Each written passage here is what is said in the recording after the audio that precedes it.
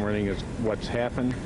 Where do you go from here? How do you proceed? How do you make decisions on what to do? Well, it is uncharted territory. You know, I said earlier this morning, as you heard, I thought in my lifetime when I saw the Kennedy assassination, which took me a long time to get over, that was the most horrible thing I'd ever seen in my lifetime. And then the earthquake in '89 during the World Series, which was a terrible situation with a lot of tragedy. But this transcends all of these. This is really beyond comprehension. And I know that baseball as a social institution has played a very valuable role in the last 100 years during some tough times in this country, but this is something we're going to have to monitor, and I'll talk to a lot of people in a lot of places. And as you know, I think you know me pretty well, Dave, I generally move very cautiously and I hope very thoughtfully.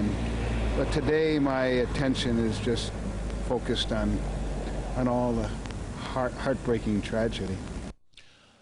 The minor league baseball playoffs in 9 leagues were also postponed. The NFL is expected to decide in the next 24 to 48 hours if this Sunday's games will be played. On the college level, conference commissioners across the nation are heavily considering postponing this weekend's entire schedule. That's 116 total contests. The 2 games scheduled for Thursday have already been called off. NCAA President Cedric Dempsey issued this statement earlier. The games themselves are insignificant in the face of what has happened today. Our focus is entirely on the safety of student athletes, athletic personnel, and fans. We urge schools to make sound decisions about proceeding with contests today and in the coming days. The PGA Tour has postponed the start of both of their events this week, the World Golf Championships in St. Louis and the Tampa Bay Classic. The first round of both events has been pushed back to Friday. In auto racing, NASCAR has still not determined if it will hold its races this weekend. The Winston Cup circuit is scheduled to run the New Hampshire 300 in Loudon. The MLS, meanwhile, announced that all 4 of its games scheduled for Wednesday have also been canceled. Because of the enormity of this tragedy, almost everyone in this country will somehow be touched by this catastrophe. We here at Fox Sports Net are no different. One of our colleagues, our friend, Tom Pecorelli, was among the passengers who perished on American Airlines Flight 11. We affectionately called him Uncle Tom around here, and he was one of the originals at Fox Sports Net.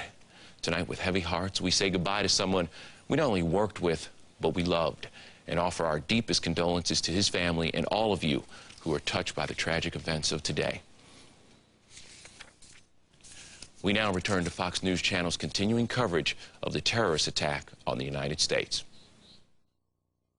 The only time I can remember in one day more Americans were killed was at the Battle of Antietam during the Civil War, and then 13, 14, 15,000. I forget the exact number. I've heard 20.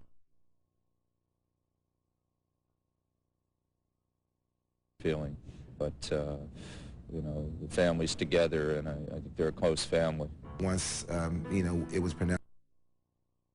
Union official of some of the 400 firefighters that initially went into that area.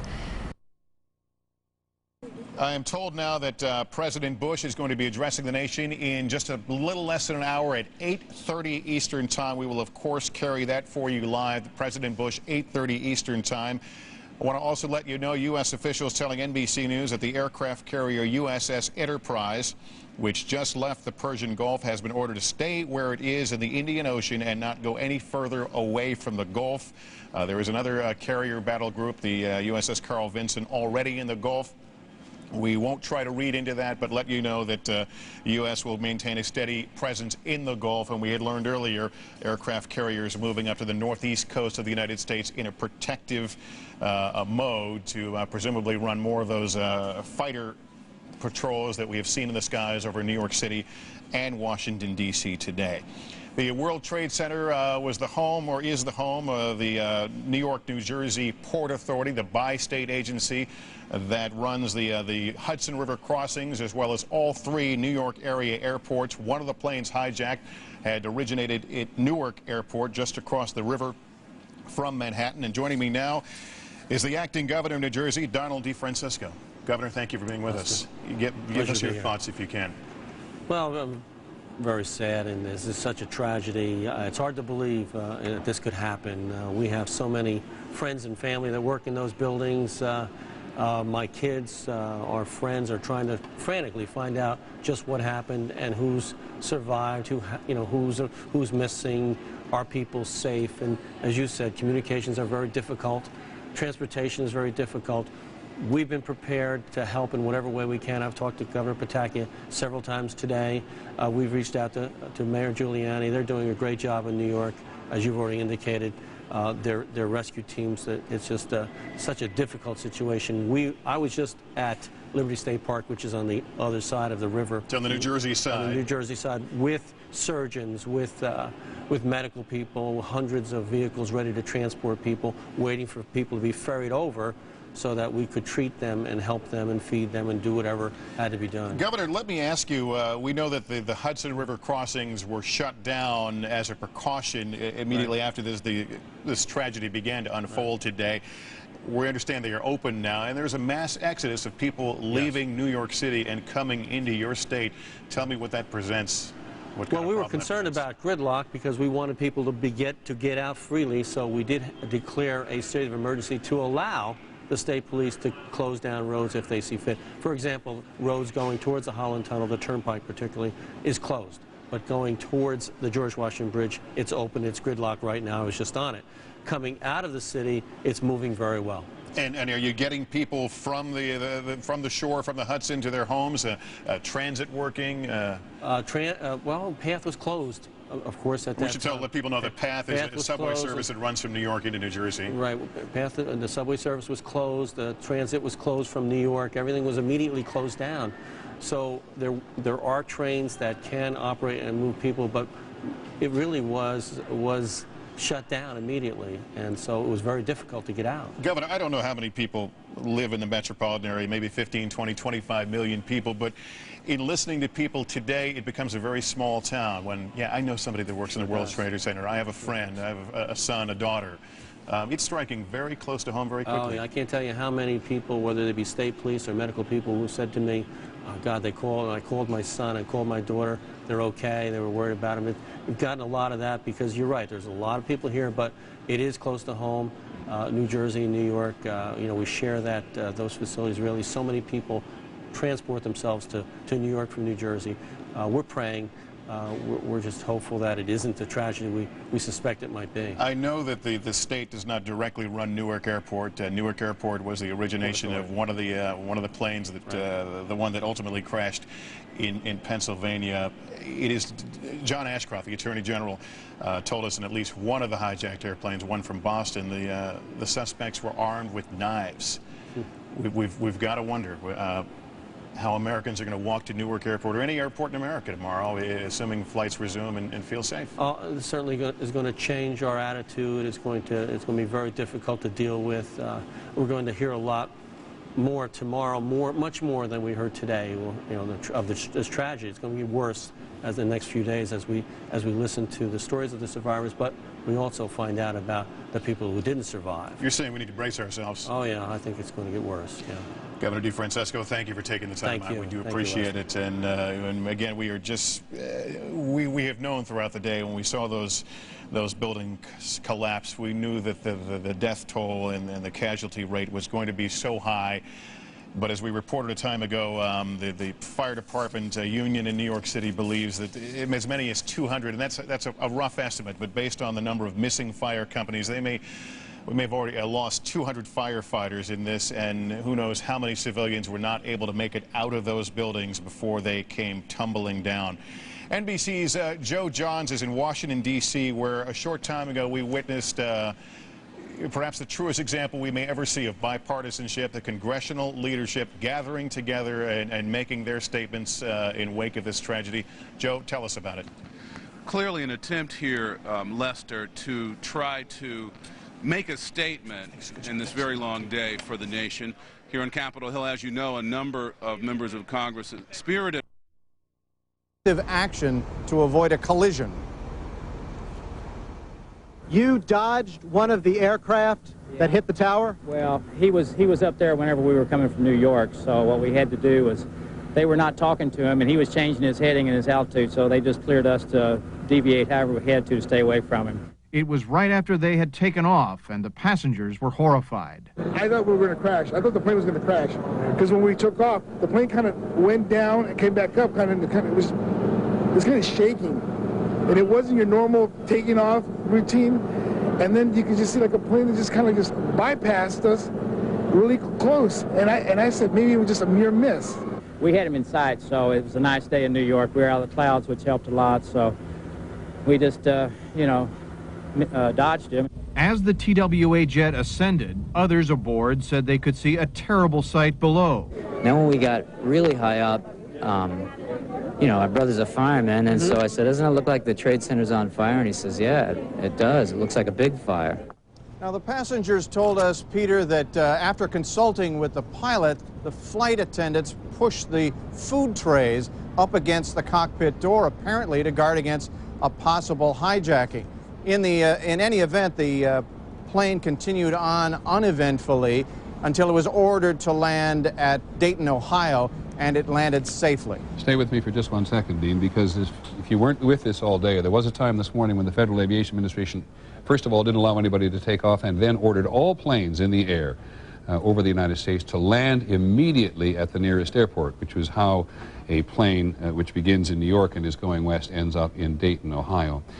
Dean, now can we just talk a little bit about Illinois and the central part of the country? One of the very first things that happened today was the Sears Tower in Chicago was closed. What else happened there, and what other sense of that part of the country do you now have? Well, I got to O'Hare Airport shortly after the attack on the World Trade Center, and of course it was basically a ghost town, except for everybody standing outside the airport waiting to get cabs elsewhere because nothing was going out of the airport. When I got into town, again, there were very few pedestrians. It was almost all police walking along the sidewalks, checking all of the state, federal, county buildings to see if there were any bombs. The police were checking to see if there were any missing buses or trucks. It was very tense here. Now, as the day has progressed, it looks as though life is returning to normal here, at least in Chicago, in the Loop area. Thanks very much, Dean Reynolds in Chicago. We'll come back to you just to give you again some sense of the magnitude of this. The Reuters news agency reporting out of Toronto tonight makes the point that the tarmacs of airports all across Canada, from Vancouver in the west to Goose Bay in Labrador, jumping off spot if you're going to Europe, are crowded with aircraft which are either moving back and forth across the United States or across Canada or going to or from Europe. We're just all told to land. And so in all of those airports tonight, there is a huge number of aircraft, and the FAA is simply going to keep them on the ground at least for the next 12 hours and maybe longer. There was a passenger on a Northwest Airlines flight which was bound for Detroit and which was ordered by the FAA or their company to divert to Vancouver. The captain on board told the people that there was a mechanical problem, it wasn't a great issue, but they're going to Vancouver. When they got on the ground, he apologized to them for lying to them under the circumstances. It seems like the obvious thing to do. But all domestic flights in Canada were canceled as airports were closed down because nobody had the vaguest idea whether or not there was something else going on up there. And earlier today, you may recall that we heard the British Prime Minister Tony Blair talking about this, and it wasn't long before I don't know of any other European city involved, but certainly he ordered that aircraft should not be allowed to fly in the airspace over London. And so this was repeated time and time and time again in a variety of places. But in just one place, St. John's International Airport in Newfoundland, which is a pretty small place, has taken in 27 aircraft today with 5,000 passengers. That may be St. John's, New Brunswick. I'm not altogether sure it's St. John's, Newfoundland, St. John's, New Brunswick.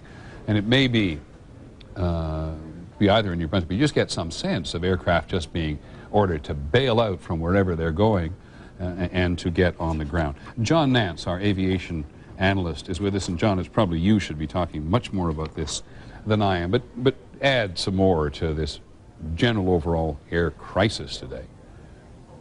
The only time, Peter, that we have ever in our history, certainly in the jet age, ever had a situation in which jetliners were parked all over the place was in the air traffic control strike of 1981, when we had basically a cessation of services by most of the air traffic controllers, but not all of them. Even then, there were still flights flying.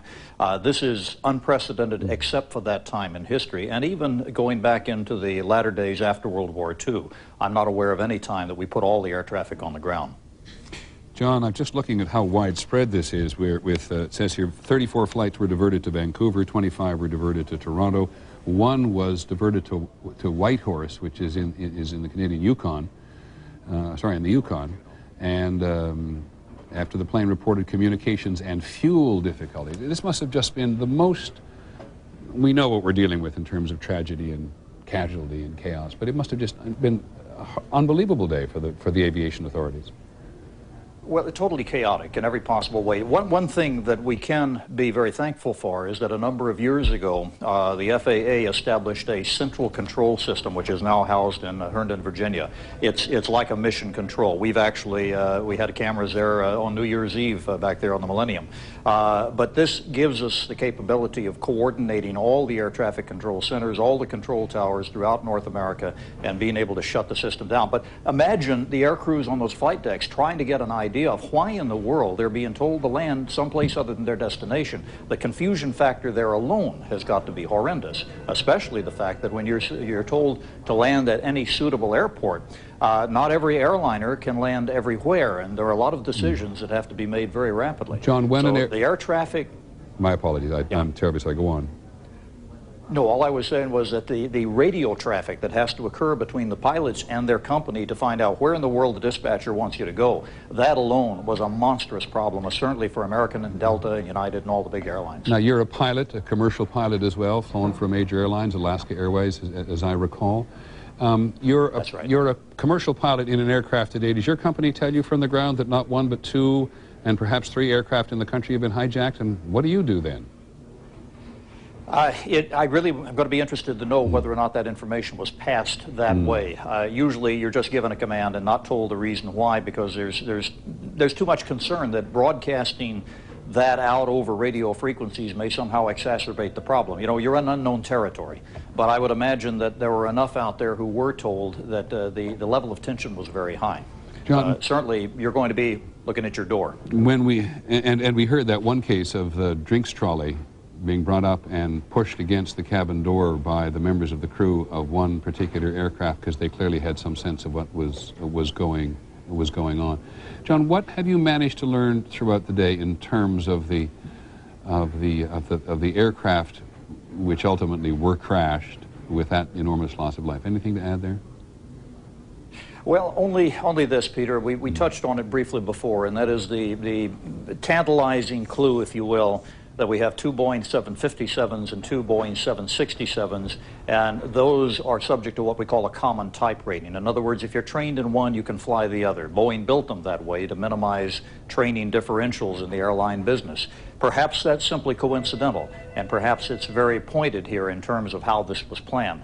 These aircraft, too, when you consider the amount of fuel that was on board transatlantic or transcontinental flights, and we have to consider that there's a high probability that these flights were selected because they would have a lot of fuel, you wouldn't have to put extra explosives on, and you could create a flying bomb that not only involves 300 to 400,000 pounds with a kinetic energy of 200 to 250 knots or greater, but also the, not explosive, but the burning power, incendiary power of all that fuel, which we saw do these horrible things in the Trade Center case. So as you look at these events today, these 2 events, which are really 3 events, which are really 4 events if you consider the 4th crash. Yes, indeed, 4. And the amount of fuel and the explosive power, as we certainly saw at the Pentagon and at the trade towers, do you think anybody would have needed to take additional explosives on board? There was enough explosion potential in the gasoline itself. I think I wouldn't be surprised when we finally get this unraveled, Peter, if there was a structural engineer on the other side of the world that had been very much involved in planning this. because those decisions would have involved what does it take to bring down that structure in each particular case. I think that this was probably something not left to chance, but it also is a very wise thing if you're going to do a hellacious act like this to figure, well, we don't have to put additional explosives in. We make the airplane a flying bomb simply by which one we select. Thank you very much, John Nance, and we shall come back to you. What we're looking at here, of course, is a videotape from a variety of different angles today. All of it just repeatedly bringing home the horror of the attack on the trade towers. We did not see the aircraft. We've seen no evidence of any video of the aircraft actually hitting the Pentagon. It came from the south. We do know that the people on board were aware they'd been hijacked because the wife of the Solicitor General of the United States, the administration's lawyer, basically, argues cases before the Supreme Court, was on board one of them and died, of course, along with all of the other people, and describes a pretty horrifying circumstances of being aware that they had been made hostages, no longer passengers. And we also had an eyewitness report from the vicinity of the Pentagon earlier today, which said the aircraft came in very low, and it had to come in very low because the Pentagon's only a 6-story building, John McWethy told us at the Pentagon, and was knocking off lampposts, or sorry, power posts, telephone posts, as it came up from the south to attack that. In the middle, I want to talk to our medical editor, Dr. Tim Johnson, about how great the need may really be for this disaster tonight in medical terms. The Attorney General has been talking about it. First, I want to go to Midtown at ABC, Midtown, New York City, that is, and ABC's Diane Sawyer. Diane? Peter, I don't know how much you can see down here, but we have heavy mobilization. We have cranes coming in. We have bulldozers, generators, lights coming in because, of course, city power is out. I'm told they're coming in part to uncover the rubble from a subway station that partially collapsed. Also, they're going to take a look at the rubble closer up. If you can move the camera in, you can see the gray haze, which is the smoke from what is still burning. Not only the rubble of the 2 tall towers this morning that were blasted, but also that 3rd building, the 47-story Tishman building, which had been evacuated. And then we're told that the Marriott Hotel is still on fire, but firefighters have given up on that right now. So right now, building's still on fire. Everybody evacuated out there. I'm going to bring in Don Baylor once more for a couple of footnotes of this scene, Peter, because he's been walking the streets all day. Ask him to speak up. You saw a jet engine. You saw a turbine engine. Yeah, it was obviously an engine from a large jet that is over on the left-hand side about 2 blocks down this way. It landed on what I think was a phone booth, but it was charred. Obviously, the insides, it did not have the outer shell anymore, but it looked like the inner workings of a jet engine. And again, we're talking blocks and blocks away, Peter, so imagine the trajectory of that engine's flight. Another thing you told me, which has such a poignancy to it, you said when you walked the scene up at the Trade Center devastation, that you were knee-deep in a carpet of financial documents. Right. Well, we were talking about the implications of this on world markets, this being probably the center of the world of finance, and nowhere was that more dramatically demonstrated than what were millions and millions of documents. I looked at financial documents, stock certificates, employment records, just lying around. Many of them were charred. It's obvious. And when you saw the explosion, you saw a cascade of paper come off these buildings, and that's what it was. We're told it's as far away as 3 miles, Peter. And I should just say that every time you stop here, someone comes up from the EMS or from the firefighters and the police just to tell you the names of people they know who went in before them and they're not sure came out.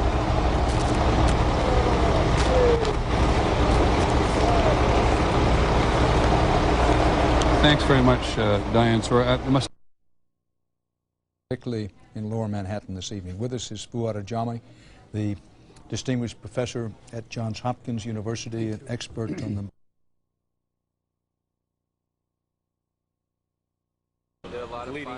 We're now just a block away from the World Trade Center, and the closer we get to ground zero, the harder it is to breathe and to see. You have to wear a mask, and you need to wear some sort of glasses. Otherwise, it is choking and blinding smoke.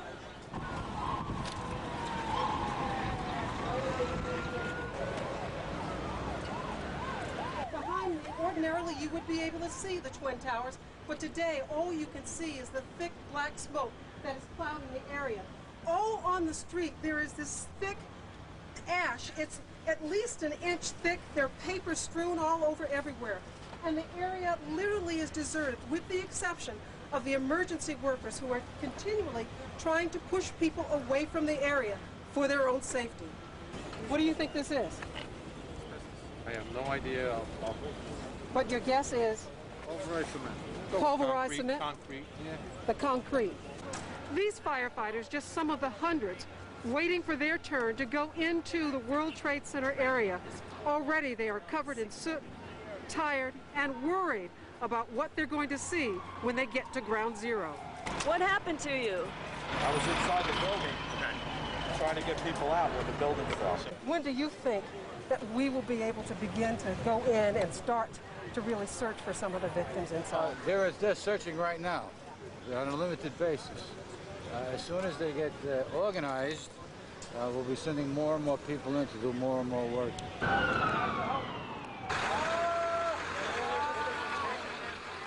NYU Downtown Hospital has the only emergency room in Lower Manhattan. The first victims from the blast were brought here. The cafeteria has been turned into a triage area. Hospital officials say there are victims wall to wall. 8 years ago, this hospital took in the first victims from the World Trade Center bombing. Officials here say they try to plan for disasters. 2 weeks ago, they went through an emergency drill, but no one ever imagined they'd be tested so soon. Rahema Ellis, NBC News in Lower Manhattan. NBC's Rahema Ellis, who is in the middle of it all. We want to remind you that we'll have continuing coverage until 1 tomorrow morning on this NBC station. The President of the United States, his speech to the nation at 8:30 Eastern Time tonight. It has now been about 11 hours since the first attack on the Twin Trade Towers and the stunning sequence of events that followed. It all happened so rapidly and in plain view that it somehow seemed surreal, more a television image than the cold-blooded, calculated acts of terrorism that in fact it was. This is a day without end, for we do not know yet the full price in lives lost, whether there are other targets to come, and most important, how we will respond to this terrorist attack, how we strike back militarily, how we defend ourselves at home, how we heal all the wounds of this day. America has been attacked, and it has been changed. This is the first great test of the new century for this nation, for its new president. It's also a great test for us all, wherever we live, whatever our age, whatever our beliefs. Tonight, as we remind you, we'll have continuing coverage. We want to share with you now the images and the sounds of this unforgettably dark day in America.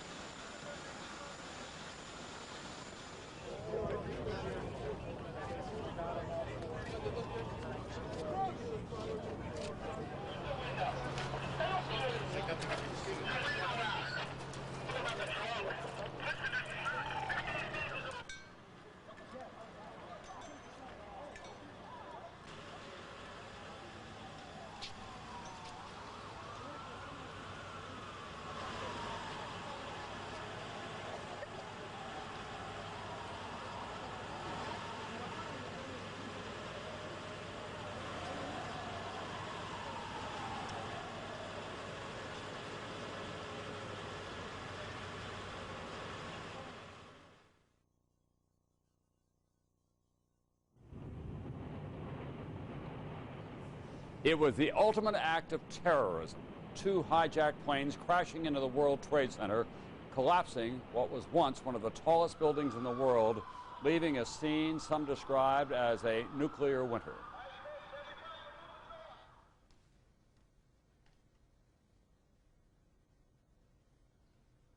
Good evening, everyone. It was one of the darkest days in America through the day and into the night, and it is not over. New York and the nation will never be the same. What was once a symbol of America's might is tonight a scene of utter devastation.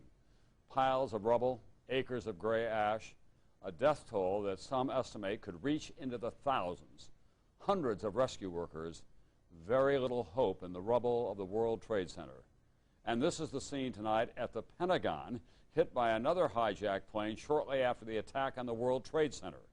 The Pentagon says it does not yet know how many people were killed or injured. President Bush, facing the first and largest crisis of his presidency, one of the largest crises of any modern president, first got word of this attack while he was in Florida today. He then flew. Location of the President of the United States was not disclosed for security reasons. Here is what we know as we come on the air at 8 o'clock Eastern Time tonight. The President will speak in 1/2 hour, 8:30 p.m. The United States government is on its highest level of alert. That includes all armed forces around the globe.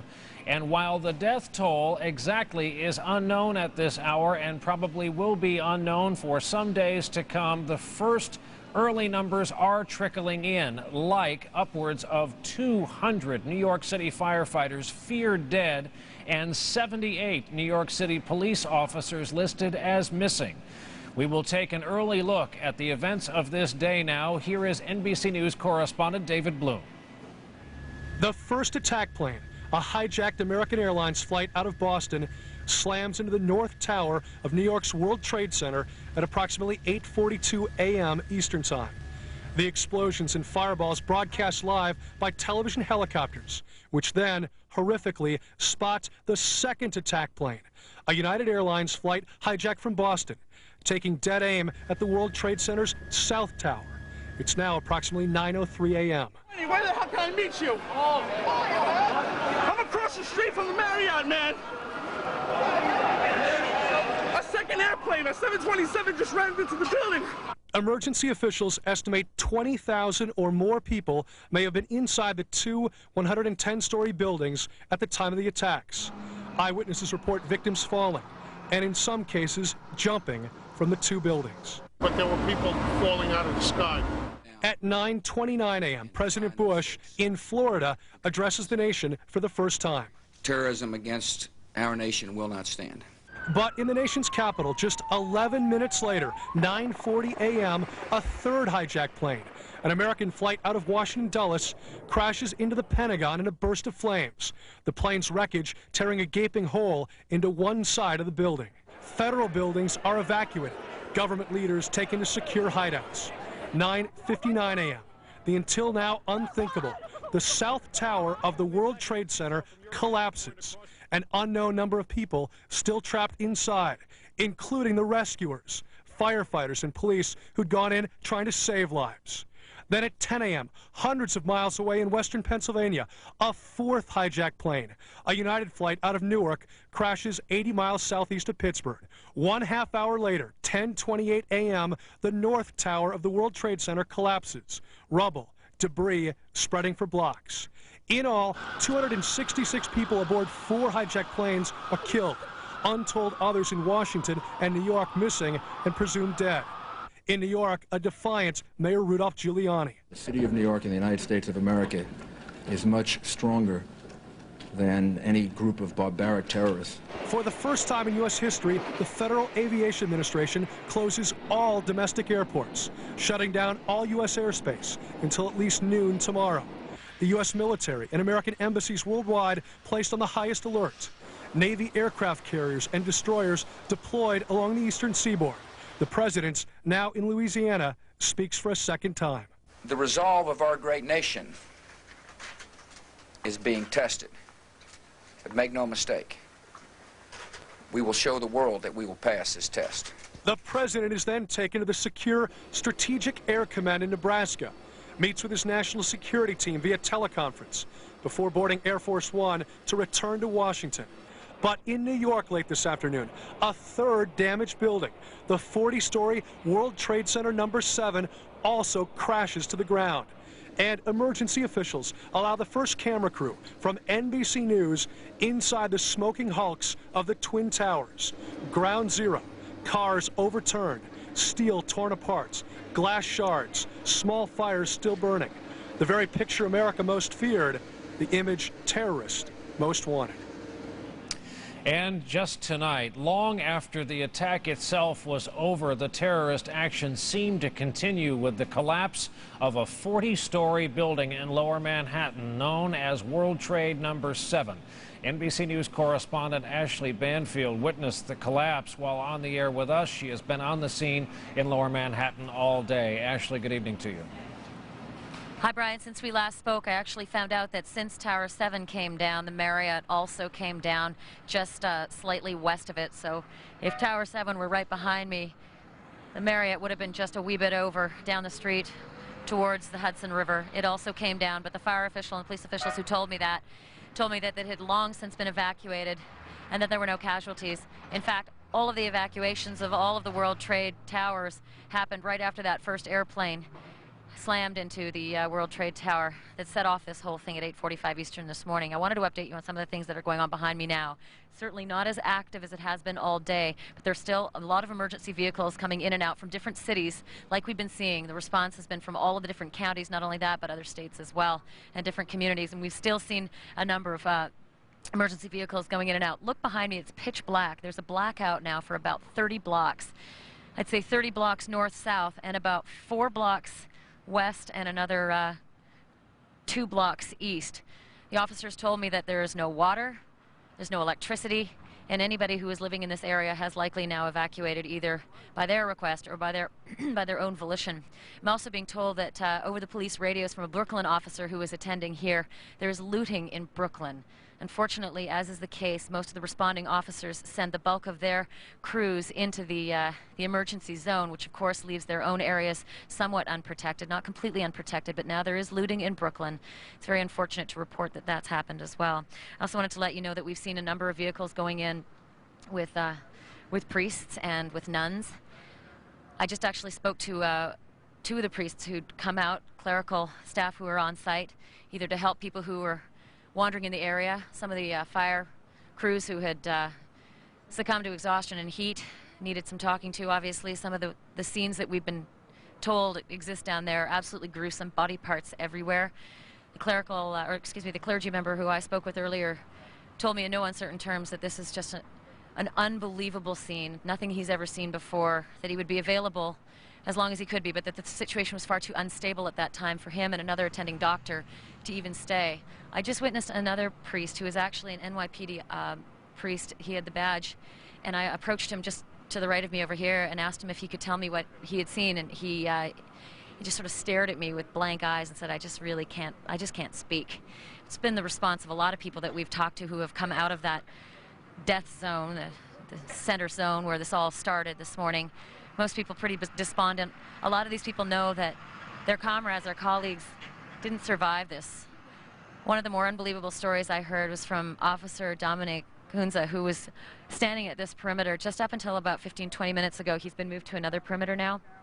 Brian, he told me that over his radio earlier today, he was listening as a number of the police officers with whom he works were on the 40th floor screaming for help over the radio of the second World Trade Tower. And then he heard all the transmissions go blank as the tower came down. And so he knows that 40 of them didn't survive that.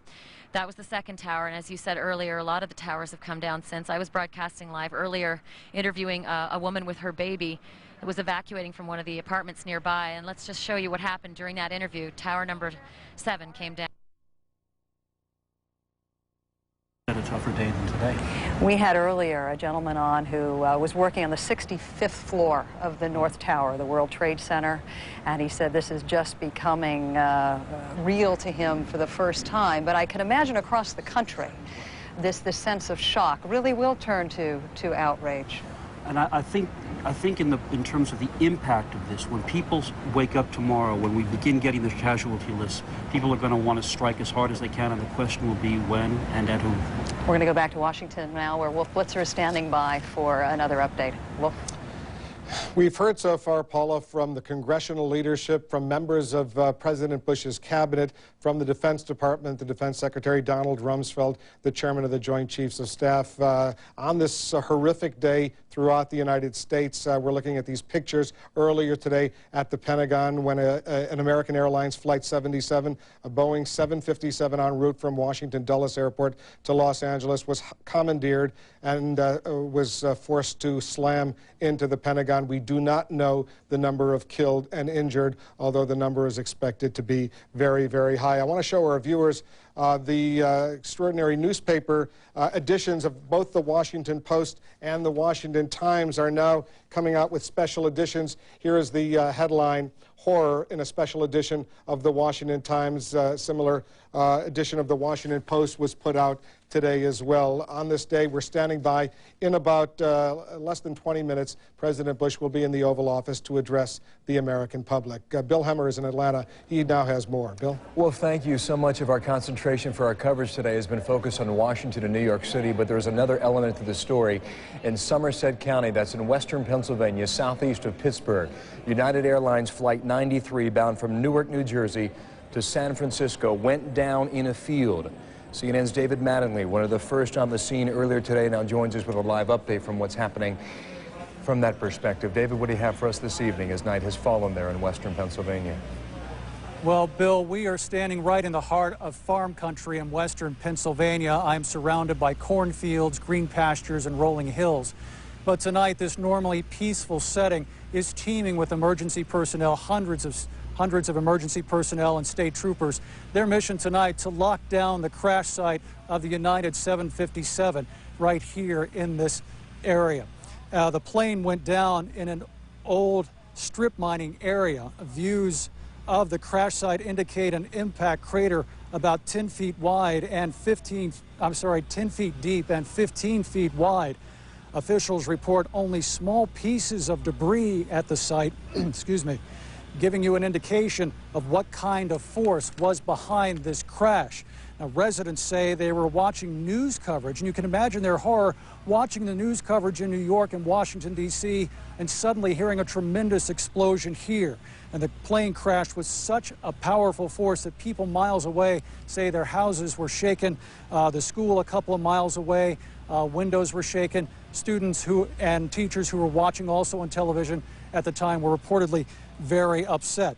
Now, this evening, Governor Tom Ridge surveyed the crash site, and he called on Pennsylvanians for their prayers, their blood donations, and to volunteer their skills in this time of emergency.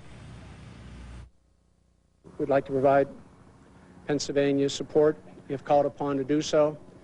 And my plea to all Pennsylvanians is to, first of all, for your prayers. Secondly, for your blood. I think that the Red Cross would appreciate volunteers. There is a great deal of speculation here at the crash site regarding the reporting of a 911 call that reportedly originated from the hijacked plane and was taken by a 911 operator in a neighboring county. Well, at this time, there's no confirmation here at the scene of the accuracy of that report. The FBI has reportedly, again, taken control of that tape, but tonight will not confirm or deny anything regarding that tape. So obviously, possibly a key piece of evidence also being looked at in regards to this crash site. Bill. All right, David. David Mattingly on the scene there in Somerset County, western Pennsylvania. Again, 38 passengers on board, 5 flight attendants, and 2 pilots. And the indication David was given earlier by eyewitnesses who saw that plane go down, it appears that plane went directly into the earth again earlier today, 10:20 a.m. Eastern Standard Time. We'll continue to canvass the country, and it should be pointed out that a number of Americans in many major cities across the country, and even in the small towns, still somewhat disturbed and in a state of shock over what we're seeing throughout the country today. Here in the city of Atlanta, it is quite unusual to see a heavy commuter city like Atlanta to have so few cars traveling on its downtown streets right around rush hour. But that was the scene we saw in this southern city today, and a number of malls indeed closed as well, as people again continue to react to what we have seen throughout the day here. The president will speak in 15 minutes time, 8:30 p.m. Eastern Time from the White House, and certainly CNN will have live coverage when that happens. Back to Wolf now in Washington. Well, thank you, Bill. And this statement just released from the Office of Personnel Management of the federal government here in Washington. Federal agencies in Washington, D.C. Will be open for business as usual tomorrow, Wednesday, under what is called an unscheduled leave policy. That means federal employees may take leave without prior approval, but federal agencies will be open in Washington. Our senior White House correspondent, John King, is over at the White House getting ready, like the rest of us, to hear the president, but he has a guest. John? Wolf, among those here helping the president prepare and the White House respond to this tragedy, Joe Albaugh, a close personal friend of the president, who is the director of the Federal Emergency Management Agency. Tell us, sir, if you will, very difficult to get any numbers on those injured and killed, both at the Pentagon and up in New York. Do you have any preliminary estimates, and what can you tell us about the federal response to help with the rescue effort? It's premature for any numbers, John. I can tell you, I can tell the country that we're doing what we need to do. Either our teams are already on the ground in New York and obviously here at the Pentagon, or they're on their way and will be there overnight. 4 aircraft, commercial aircraft hijacked in a single day. The American people watching the horror of this have to ask their federal government how. Well, it is a stunning incident. It really is. The how and why will come later. Right now we're concerned with the recovery. Those folks that are missing, their loved ones tonight that won't be home, those are the folks we need to keep in our minds and in our hearts. We'll get to them as quickly as we can. As you and other members of the president's cabinet meet here at the White House, one announcement from Secretary Mineta, your colleague, the transportation secretary, look for no more curbside check-in, look for more security checks at airports and at train stations. Has the country, has our freedom to move about forever changed today? I'm not sure that it has. For the short term, it will, and I think most Americans will appreciate that. They will understand it. They will leave for their airports or railroads earlier.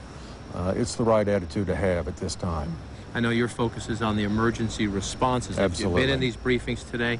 Any indications at all that the United States government has any firm evidence of who is responsible for this? That's not my department. I'm focused on the recovery right now. We have others that are focusing on that as we speak. And lastly, I know you need to get back inside the White House. What numbers are we talking about? How many people from the federal government and people that are at your disposal are responding to these? Well, we have over 5,000 people at FEMA, and I know everyone is deployed as we speak right now at some part of the country. All right, Joe Albaugh, We'll do all we can. Thank you very much, sir. We know you're very busy tonight. Thanks for joining us. Please keep us posted. Wolf, back to you now. Thank you very much, John. And I want to bring back CNN's Nick Robertson. He's in Kabul, Afghanistan, where he's been reporting for us via video phone. Nick, tell us the latest. We heard those explosions earlier tonight. What is going on right now?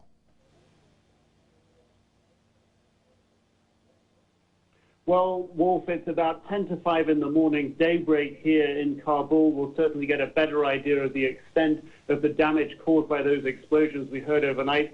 A little under an hour ago, we heard from a senior Taliban official who confirmed that the city was attacked. He said it was attacked by 2 helicopters, firing rockets, hitting an ammunition dump in the city. He said that the helicopters were sent by the Northern Alliance. That is the forces that the Taliban are battling to gain control of the last 5% of Afghanistan. The Northern Alliance said that they were responsible for those attacks.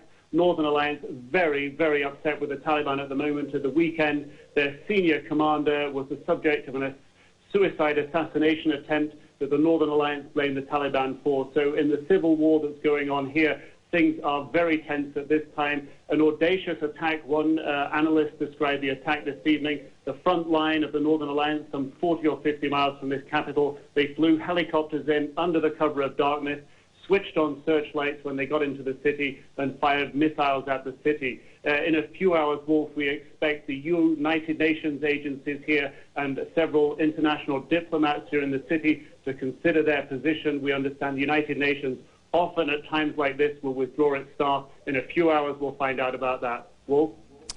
Nick Robertson, our man in Kabul, Afghanistan, thanks so much once again for joining us. Stand by. I want to bring in right now Paul Bremer, the former U.S. ambassador for counterterrorism. You spent many, many years studying these kinds of developments, perhaps not as horrendous as what has happened in the United States today. Whose fingerprints do you suspect are over this operation? Well, as the chairman of the Intelligence Committee said earlier, it's early to make any conclusions, but there basically are 4 groups that you can imagine having the capabilities of doing this. Bin Laden is certainly one. The others would be some of the more radical Palestinian groups, which might be able to do this. And then, of course, there are 2 states, Iraq and Iran. And I think that's the list of possible suspects for the moment. And you've eliminated homegrown U.S. sponsorship the way that occurred at Oklahoma City. Yeah, I don't see that. That doesn't look to me to be the kind of operation those people have done. They are not suicide people. They like to get away. This is on a scale which goes way beyond anything, I think, that's domestic. Now, we spoke earlier in the day, and you, of course, chaired a commission on counterterrorism that released findings earlier in the year. A lot of speculation about an intelligence failure that could have been predicted. In fact, when I spoke to you earlier, and I've interviewed you earlier, there has been a lapse in intelligence gathering, the human intelligence gathering, in other words, running agents or spies within these terror cells. Right, and as the chairman of the Intelligence Committee said, I think it's the most important problem we need to address now. The objective of a counterterrorist policy is to prevent Americans getting killed. It's not the retaliation, it's to prevent the attacks. And if you're going to prevent the attacks, you have to know ahead of time about them. And the only way to do that is to have a spy among the terrorists who's willing to talk to you. Our commission looked at this rather carefully and concluded that we've got some guidelines, some rules that were established in the CIA in the mid-90s that have the effect of deterring case agents from basically trying to engage terrorist spies. And I think this kind of attack shows, again, the importance of intelligence, the importance of taking a very aggressive look at human intelligence. Well, explain to us why, theoretically, the CIA would put these kinds of rules in effect. Does it make any sense whatsoever not to try to penetrate these terrorist operations?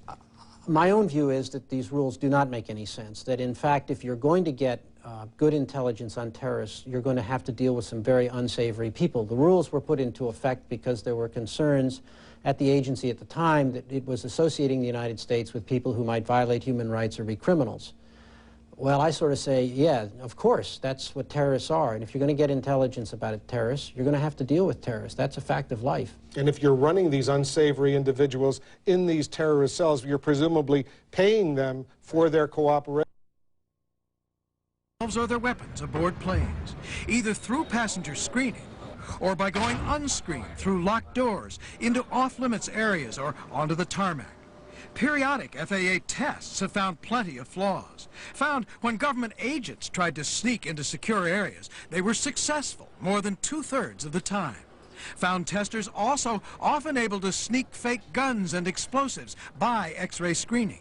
Once aboard, many speculate the hijackers must have disabled crews and taken over the plane's controls. More likely that than forcing a pilot with a gun in his head to fly right into the World Trade Center, for instance. Former American Airlines pilot Jim Tillman. It is inconceivable to me that any airline pilot would allow anyone to force him to fly into an inhabited building.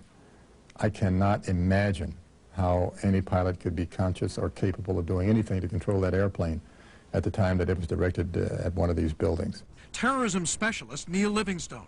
I suspect that what we're going to find is that the pilots were overwhelmed, perhaps dead already, and that trained pilots from the hijacker camp were in charge of those aircraft and were willing to die for their beliefs. If there was time, if there was, the crews may have been able to press a button in the cockpit and send out a coded warning to controllers that there was a hijack in progress. Controllers may then have radioed back inquiries. But if the crews were disabled, the controllers would have been left in the dark for real information. Whatever else, controllers must have been surprised, in disbelief. There hadn't been a commercial plane hijacked in the U.S. for 10 years, since 1991. And now this. Meantime, Brian, there's some unconfirmed reports. We spoke about chilling reports of what's been going on in the cockpits, what was at the time. One report from a controller in New Hampshire who says that a pilot in that first flight that was hijacked, the American airliner out of Logan, that the pilot had his finger down on the microphone and would key it in the open position, and that the controller believes he heard one of the hijackers say in English, "Don't do anything foolish," speaking to the pilot. Then the microphone went dead and the transponder went off. That's equipment in the cockpit that sends a signal to radar. So what the controllers would have been left with is able to see the blip as it headed down to New York out of its intended route and toward the World Trade Center, but they would not have been able to tell the altitude because that transponder was off. There are also some cell phone calls from relatives on the plane, one from Barbara Olson, the wife of the Solicitor General Theodore Olson, who was on one of the fatal flights. She called her husband twice before the plane went down, and she said the terrorists had knife lifelike instruments. There was another relative who got off a call on the cell phone that said in that flight they had been herded in back and the pilot was in back with them, so evidently that terrorists had taken over the controls of the aircraft. One day we may know more about all this if the cockpit voice recorders survived those fiery crashes, because they would have an actual audio recording of just what was being overheard, being said in the cockpits. Brian? Bob, a quick question. Someone said that they chose to hijack 757s and 767s because while the planes aren't identical, one's a wide body, one's a single aisle, they are both by Boeing, both twin engine, and have similar flight decks. Learn how to fly one, you can probably fly the other. Any truth to that? Well, that is true, that they do indeed have very similar flight decks, and so if you were training terrorists from abroad to take over the controls of these planes, and as we've said, it does appear that they did take over the controls, there might be some advantage in choosing those two models. They also, it's been pointed out, chose all flights that were going to the West Coast, because we had 3 bound for Los Angeles and 1 for San Francisco. Full of fuel. So that might be an obvious reason, because they'd be fully loaded with fuel and therefore make a much more explosive kind of bomb as they hit their intended targets. Robert Hager. Bob, thanks for your superb coverage throughout this day today. Howard Fineman of Newsweek magazine and NBC News with us from Washington tonight. Howard, this president, new in his term, has been handed an unspeakable tragedy, perhaps the largest crisis any president, American president, has faced since FDR. Tell us what you know about how this White House has handled this day no one wanted. Well, they handled it not by coming directly back to Washington, and that created some concern up on Capitol Hill. After the Hill was evacuated, Brian, about 70 senators met in the Capitol Hill police station a few blocks from the White House. From the Capitol. They met at 5 o'clock this afternoon when it wasn't clear that the president was coming back, let alone that he was going to speak to the nation. And my sources tell me that it was an angry, even tumultuous meeting at times, with both Republicans and Democrats saying the country needs to hear from the president. As it turned out, around that time, the president was preparing to leave Omaha to come back here, but it wasn't until a couple of hours ago that we knew for sure that he was going to address the nation.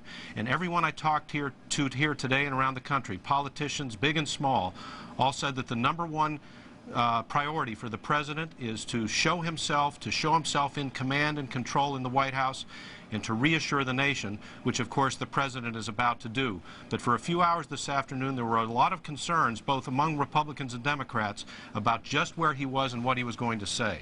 Luckily, if I'm allowed a moment of unabashed patriotism, this is a great country, and one of the great things about it is the almost uniquely American urge to rally around the chief executive without regard to party when things get rough for this country. And Howard, have you any reason to believe that won't happen this time? I'm sure that it will, Brian, and that's the point that the senators were making in private. They wanted him to be literally and figuratively the rallying flag, to show himself, to be the leader, to be the commander-in-chief and the symbol of the country, and to do it visibly and to do it quickly. And that, of course, is what the president is going to do. And I've been around here for now a long time, Brian, and I have never seen a sight or heard one quite like the members of Congress spontaneously on the steps of a Capitol breaking out in song in honor of this country. And that's a deep emotional bond.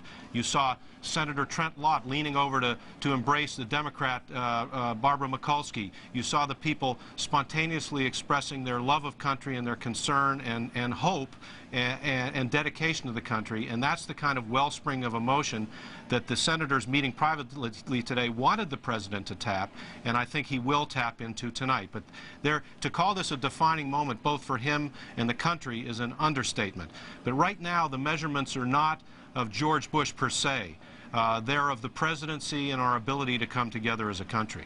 It was an incredible moment on the Hill tonight. The leadership, both parties coming together, followed by an impromptu singing of God Bless America. And to our viewers, we will re-rack that tape and have it for you in the hours as our coverage continues here. And Howard Fineman, I know you're going to be available to us, and thank you for coming on, for your contributions. We are coming up to the bottom of the hour here tonight, which means that in about 2 minutes' time, from the Oval Office, President George W. W. Bush will address the nation. We know a few things about what is planned here tonight. We know he is scheduled to talk for roughly 4 to 5 minutes, and we know that the planning was to focus mostly on what is the real tragedy across this country tonight, and that is the victims, those who were killed, and unspeakable numbers of victims. There is so much we still don't know tonight about things like the death toll. Let us take just a moment here. We're a minute away from the president and show you what happened on Capitol Hill tonight. And that I love, stand beside her and guide her through the night with the light from above, from the mountains to the prairies to the ocean white with foam. God bless America, my home sweet home. God bless America, my home sweet home. That is how it happened tonight on Capitol Hill, an impromptu singing after an emotional moment. The president is waiting for the cue in the Oval Office after a long day. Here now, the President of the United States. Good evening. Today, our fellow citizens, our way of life, our very freedom came under attack in a series of deliberate and deadly terrorist acts. The victims were in airplanes or in their offices. Secretaries, businessmen and women, military and federal workers, moms and dads, friends and neighbors. Thousands of lives were suddenly ended by evil, despicable acts of terror. The pictures of airplanes flying into buildings, fires burning, huge structures collapsing, have filled us with disbelief, terrible sadness, and a quiet, unyielding anger. These acts of mass murder were intended to frighten our nation into chaos and retreat. But they have failed. Our country is strong. A great people has been moved to defend a great nation. Terrorist attacks can shake the foundations of our biggest buildings, but they cannot touch the foundation of America. These acts shatter steel, but they cannot dent the steel of American resolve.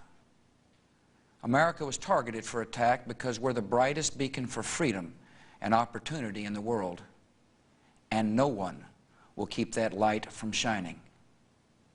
Today, our nation saw evil, the very worst of human nature, and we responded with the best of America, with the daring of our rescue workers, with the caring for strangers and neighbors who came to give blood and help in any way they could. Immediately following the first attack, I implemented our government's emergency response plans. Our military is powerful, and it's prepared. Our emergency teams are working in New York City and Washington, D.C.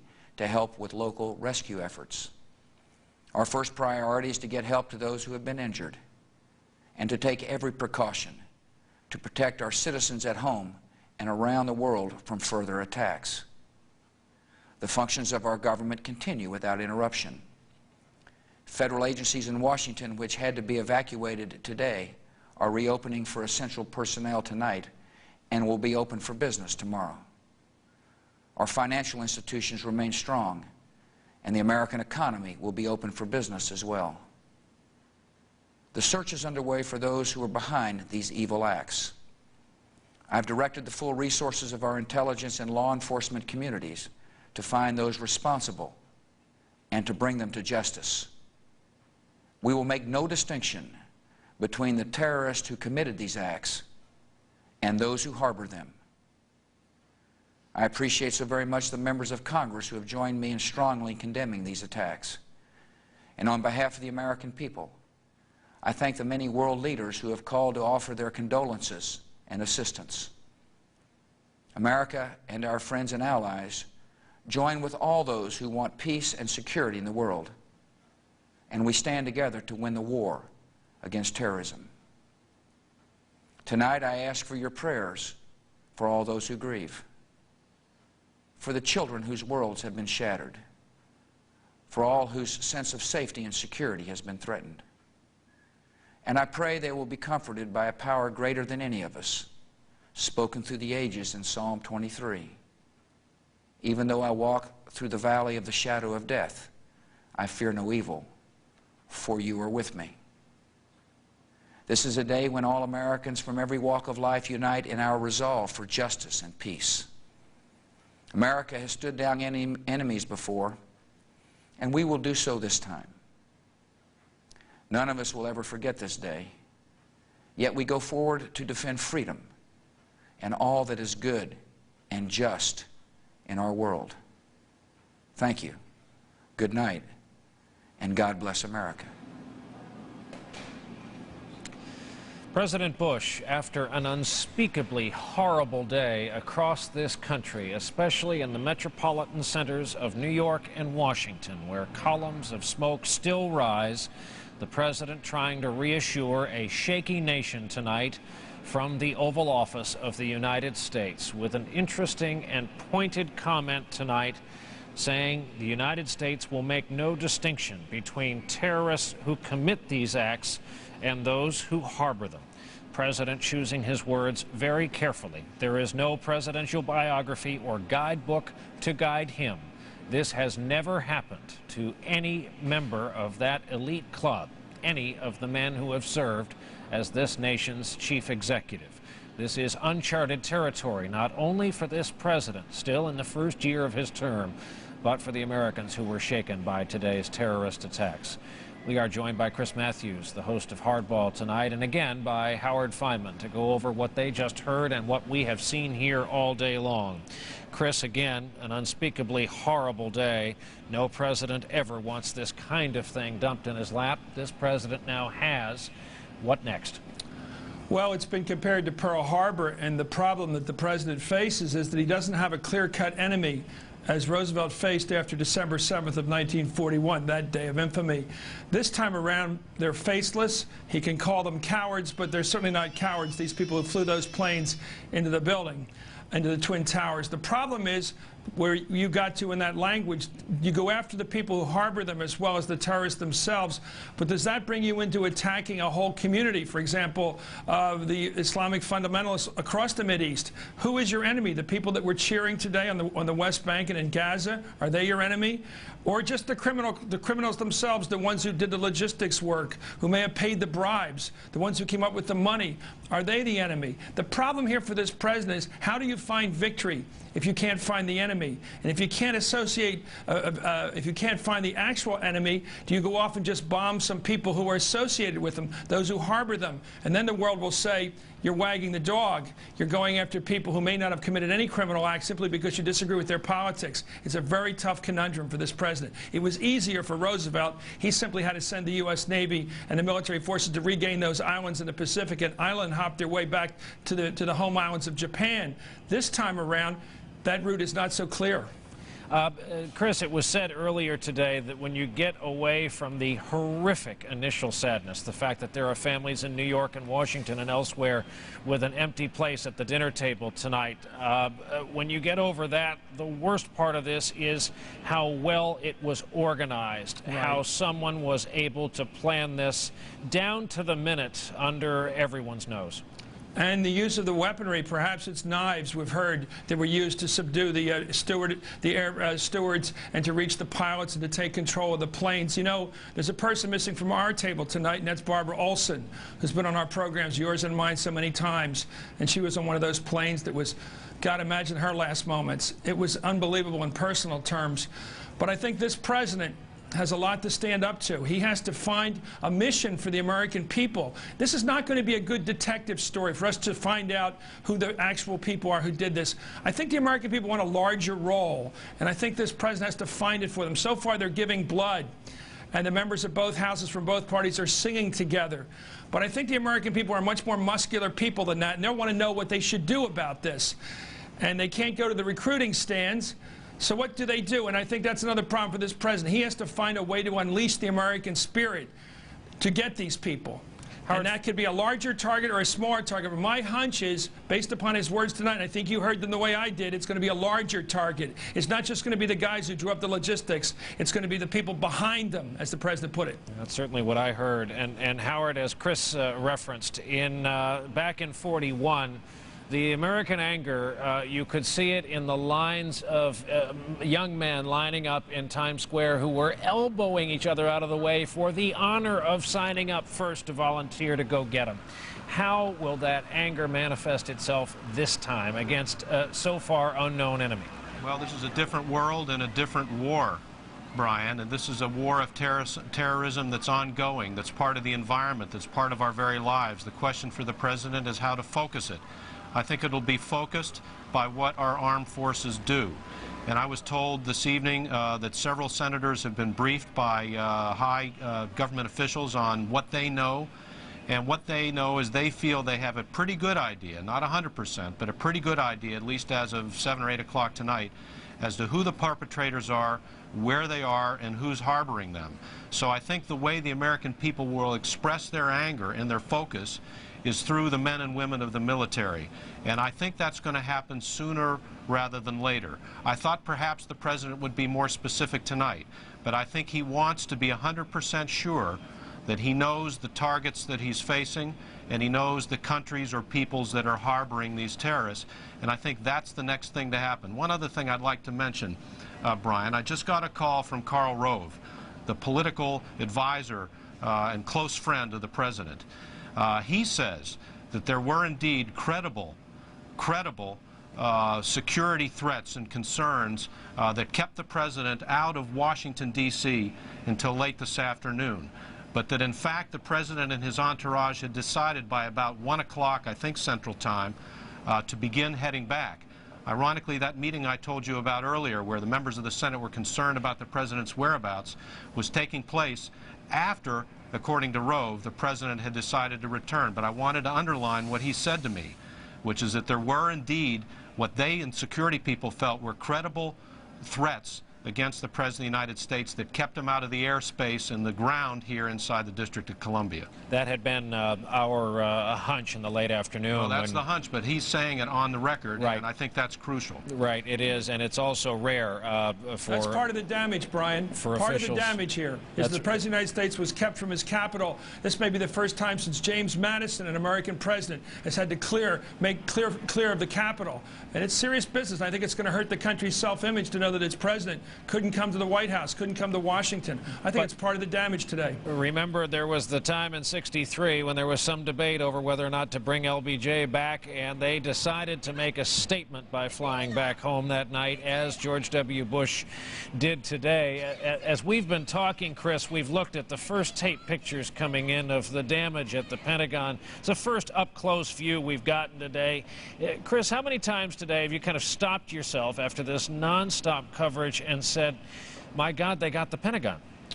Well, yeah, because you're making the statement in the question, which is this is the most secure target in the country. This is the most difficult to reach spot. And what we've learned today is if you can hijack a plane, you can get anywhere in the States. They could have gone after the Washington Monument, the Lincoln Memorial, the Liberty Bell. They could have gone after the White House. What would have stopped them today? I think that's another question. I think we're going to live in a state which has much less freedom than we had before today. The president said we're fighting for freedom against the enemies of freedom. But the fact is, we've already seen we've lost freedom. You or I can't drive by the White House anymore and wave or honk our horns like we used to do in the old days. The American people don't have that freedom to go to the Capitol. When I first came to Washington, any American, anybody in the world could walk up to their congressman and to their office and say hi without going through any kind of metal detectors or x-rays or anything. Today, it's like going from East and West Berlin. We have lost our freedom because of these terrorists. Howard Fineman, the American people have such an enormous potential well of goodwill, especially during times like this. They are ready to envelop George W. Bush. They would envelop whoever the chief executive was right now, and I guess the next 24 hours where the feelings of the kind of the frayed nerves of the American people really become crucial. Well, and I think that's a job that the president has in addition to commander-in-chief. There's a royal almost aspect to being president, a symbolic aspect. The president has to be visible. He has to be willing to be embraced emotionally. He has to be willing to tap into the deep wells of collective emotion that we have in this democracy. That's what Bill Clinton, for all his faults, was very good at, and what he did so well after the Oklahoma City bombing. George Bush is not a man who likes spectacle. He's actually, in many surprising ways, a private man. But he's got to make himself public. He's got to be seen. He's got to be understood, and he's got to be looked at and identified with by the American people. And I think there are people around him, Karl Rove among them, who are telling him just that. A 5-minute, eloquent, short speech, firm in its resolve, with references to God and the Bible, are great. But that's just the beginning of the emotional involvement the president has to have as a leader in what is essentially a new kind of wartime in this country. Howard Fineman, Chris Matthews, gentlemen, tough night. Thank you very much for coming on. As I mentioned, we've been watching these first close-up views of the Pentagon. These pictures obviously taken earlier today. This fresh video from later this afternoon, that control tower looking item in the foreground actually is. This happened right near the helipad there on that side of the Pentagon. No one thought it was unusual to hear aircraft noise per se on that side of the building, but then to realize it was a passenger jet aircraft of its enormous size, then to realize what had happened was a different thing entirely.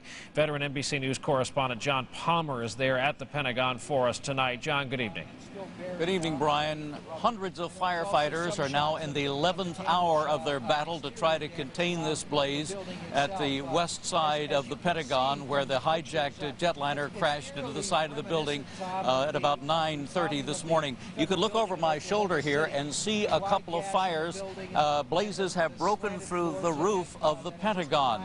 From time to time, for the last 4 or 5 hours, we have seen these flares. The plane hit the outer ring. There are 5 rings at the Pentagon, and it penetrated 3 of those. And Governor Jim Gilmore of Virginia was here just a short time ago. He said that he has been to that spot, and he said it is now penetrated into the 4th ring. So it's very difficult, as you can imagine. It's not just one building. These are separated rings, and the fires have moved into 3 and 4 of those rings. There are 5 altogether.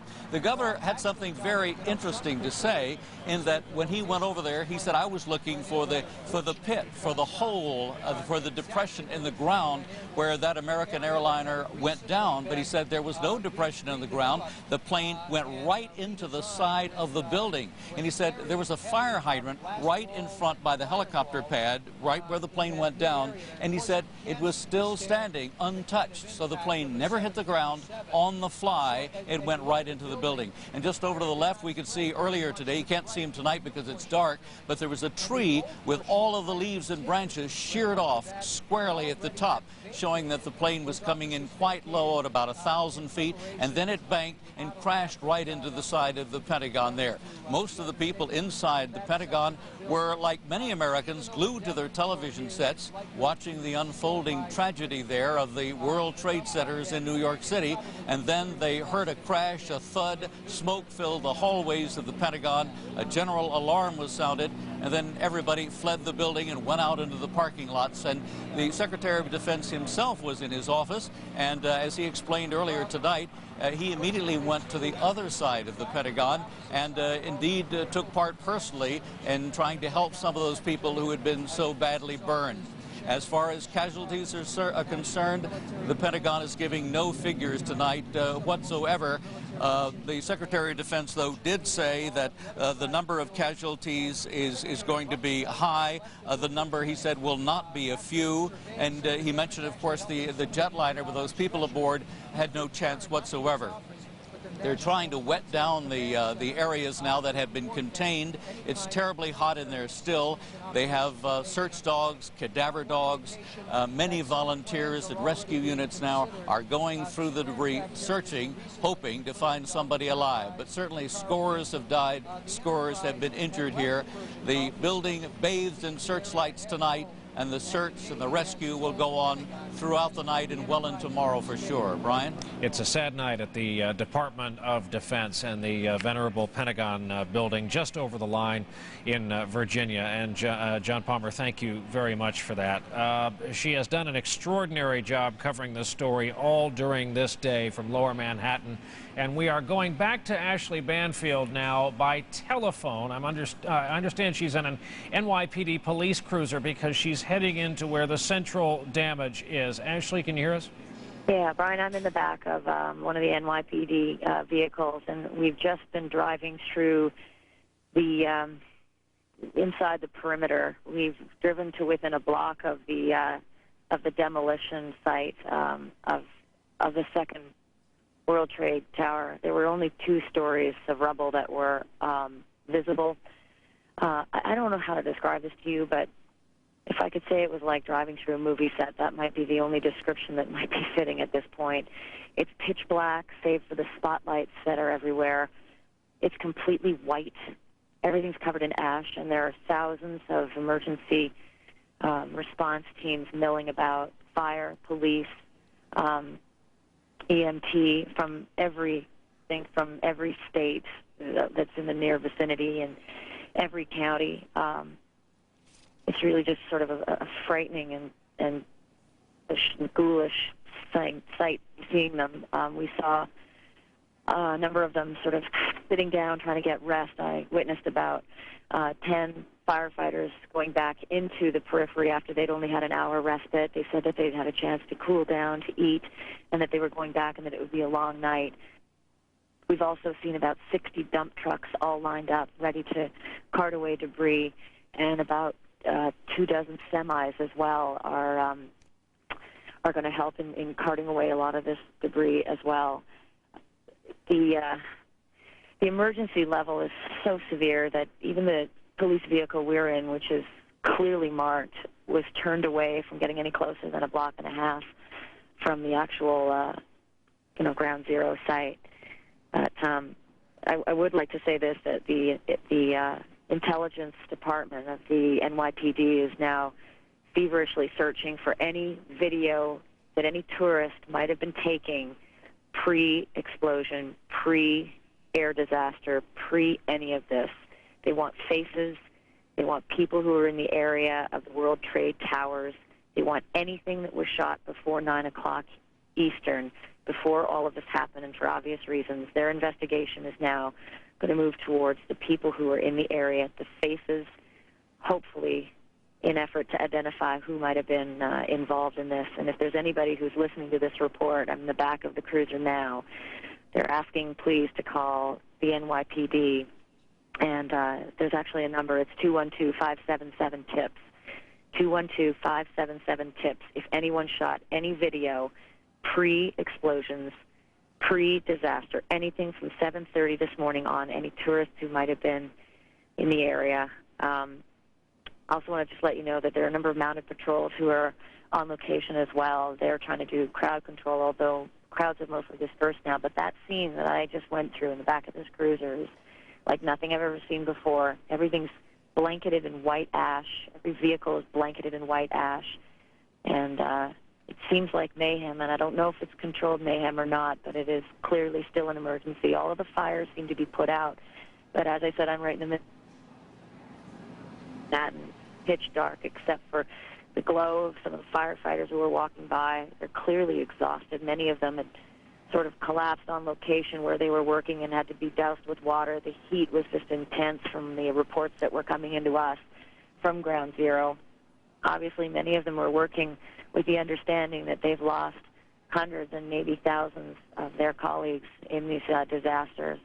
I know that an officer I spoke with earlier heard on his radio while he was doing crowd control from the 40th floor of Tower 2, his fellow officers calling for help, screaming for help as the tower came down, and he knew that none of them had survived. And so many of them are despondent and trying very hard to do the jobs that they're sent here to do, knowing full well that several hundred of their friends and colleagues are dead and are lying in the tomb, which they're in right now. There are dogs on the scene as well, obviously. As far as bodies are concerned, pretty tough guess as to what they've been able to find at this point. I know from some of the on-site reports from officers who I've spoken with, it was absolutely grisly. There were body parts, there were arms, there were legs, there were heads strewn all about that site. But probably some of the most work will come tomorrow in daylight. And those bulldozers that we've been seeing, the construction vehicles that have been pouring into this site, will start the work of trying to remove that rubble. If I can just explain again, the view out of this cruiser at ground zero of Tower 2, which is the north tower of the World Trade Center, it was only 2 stories high, and it was just of metal and debris. There was nothing left except for a mound of debris, and it was only 2 stories of it. It's just absolutely remarkable what that was diminished to, those 2 towers.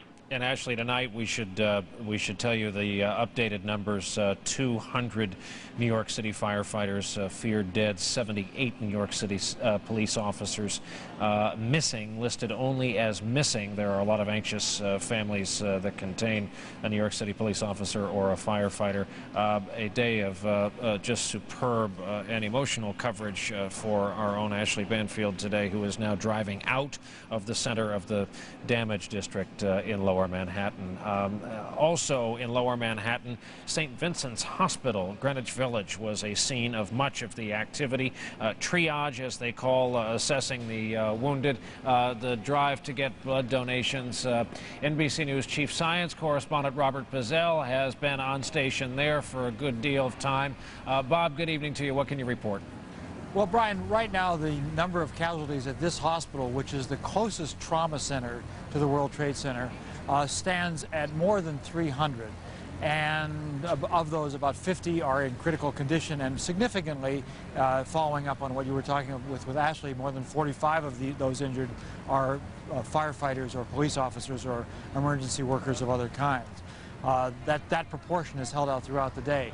That number, there's another maybe 200 or 300 people at Bellevue Hospital across the town. And the triage that has been taking place down in a few miles south of me in the World Trade Center area, in the Battery Park City and in other parts of the nearby the World Trade Center. So we haven't seen dead bodies coming up here. When I came here first thing this morning, some of the ambulances were bringing in people who had expired in the ambulance. Since then, they set up triage centers. The dead are being kept in a morgue, which I understand is near the Staten Island Ferry Terminal. The most critically injured are then brought up. The thing about the numbers is 300 here, 200 at another hospital, 100 here and there. They add up, as far as we can tell, to somewhere between 1,000 and 1,500 injured right now. That's not a lot.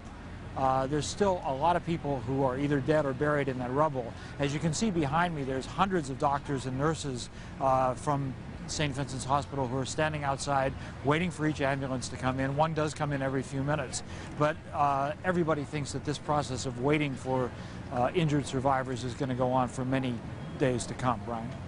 Bob, they have to still be very, very gingerly around the wreckage. It is still settling. They can still hear people inside the wreckage, and that is just going to be the most painful part of this. The next 24 to maybe 72 hours become so crucial.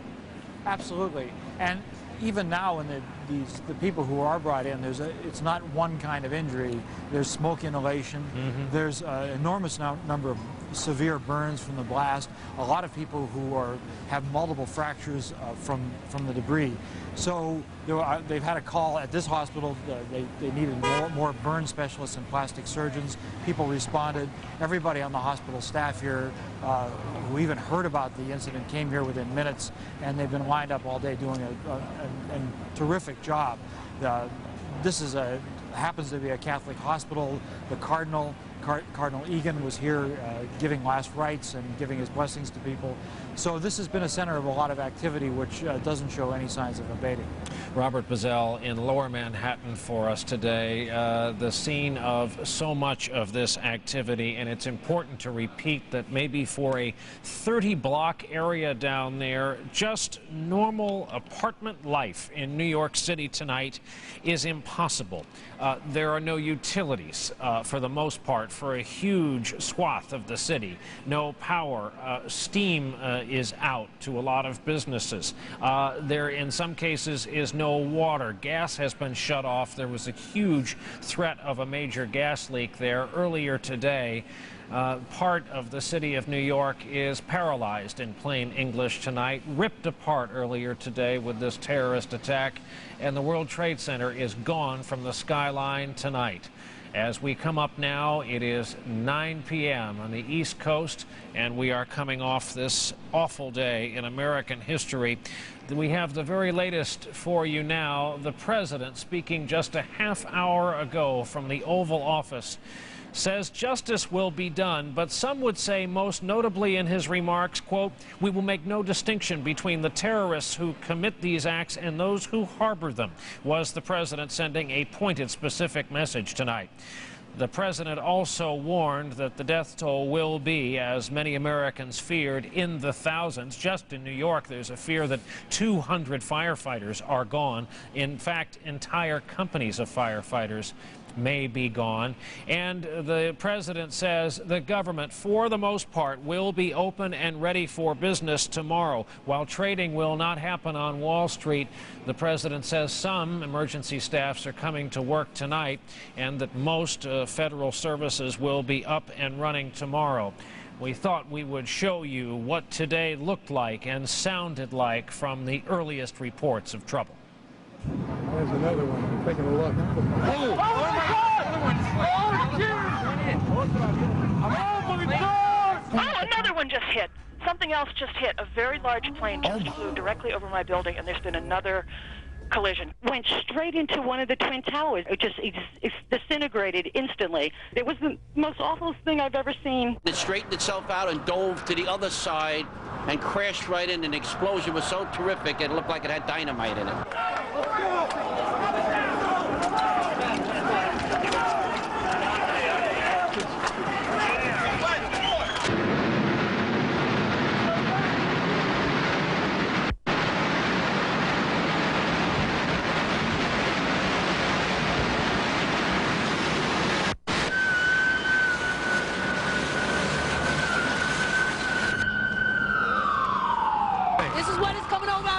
Get out of the area. The second tower is coming down. They tell you the second tower is coming down? Yes, it's about to collapse. I got fellow officers that might be trapped.